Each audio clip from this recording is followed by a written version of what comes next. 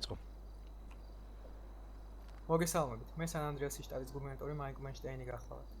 მინდა გავემოეხმაურო ბოლო პერიოდში სან-ანდრეასის შტატის წინააღმდეგ მიმდინარე პოლიტიკურ სპექტაკლს, რომელიც მიზნად იყო საზოგადოების შეცდომაში შეყვანას და მთავრობის გადაწყვეტილებების დისკრედიტაციას. ეს ყველაფერი კი უფრო და უფრო აქტუალური ხდება. რეგიონული მთავრობის მიერ ინიცირებული კანონმდებლობა მიზნად არ ისახავს რაიმე სახის ავტორიტარული რეჟიმის დამყარებას. პირიქით, კანონები შემუშავდა სახელმწიფო სტაბილურობის, ეკოლოგიის დაცვის, კრიმინალის წინააღმდეგ ბრძოლისა და ეროვნული უსაფრთხოების დაცვის მიზნით. თანამედროვე საერთაშორისო სტანდარტების გათვალისწინებით.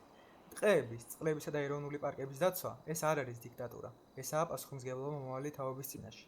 სტრატეგიული ობიექტების მიზანმიმართული დაზიანებების შემთხვევაში სისხლის სამართლებრივი პასუხისმგებლობა ეს არ არის პოლიტიკური იარაღი, ესაა სახელმწიფო სტაბილურობის შესანარჩუნებლად არსებული მთავარი ბერკეტი. კონსტიტუციური წყობის ძალადობრივი დამხობისკენ მოწოდება ეს არ არის განსხვავებული აზრის ჩახშობა, ესაა მუქარა სახელმწიფოებრიობის წინააღმდეგ. რაც შეეხება შტატის საგანგებო მდგომარეობის გამოცხადებას, მის გამოცხადების წინ უსწრებდა ტერორისტული დაჯგუფების წევრთა მხრიდან შეჭრა ლოს-სანტოსის პოლიციის დეპარტამენტის შენობაში, სამართალდამცავების წინააღმდეგ განხორციელებული არაადამიანური ქმედებები და ასე შემდეგ. აქედან გამომდინარე, როგორც ყველა განვითარებულ სახელმწიფოში, ანალოგიურად სან-ანდრეასის შტატშიც გამოცხადა საგანგებო მდგომარეობა, რასაც მედიის შეზღუდვაც მოყვა, რათა თავიდან აგვეცილებინა არასწორი ინფორმაციის გავრცელება და საზოგადოებაში პანიკის დაცვაც. რაც შეეხება შეკრებების დროებით შეზღუდვას, ეს გადაწყვეტილება მიღებული იქნა მხოლოდ იმისათვის, რომ დაცულიყო მშვიდობა და არ მომხდარიყო ძალადობრივი ესკალაცია.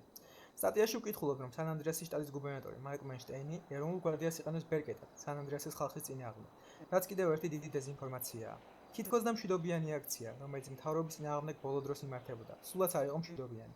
დემონსტრანტებმა რამდენიმეჯერ სადეს მთავრობის შენობის შტურმი. ამავდროულად მოლაპარაკებებზე მყოფ ორგანიზატორს აღმოჩნდა არალეგალური ტყვეები. ამის შემდეგ კი საკითხავია, რამდენად იყო ეს პროტესტი მშვიდობიანი. ეროვნული გვარდია და მისი მმართველი რგოლი მოქმედებს სრულიად კანონიერ და კონსტიტუციის ფარგლებში.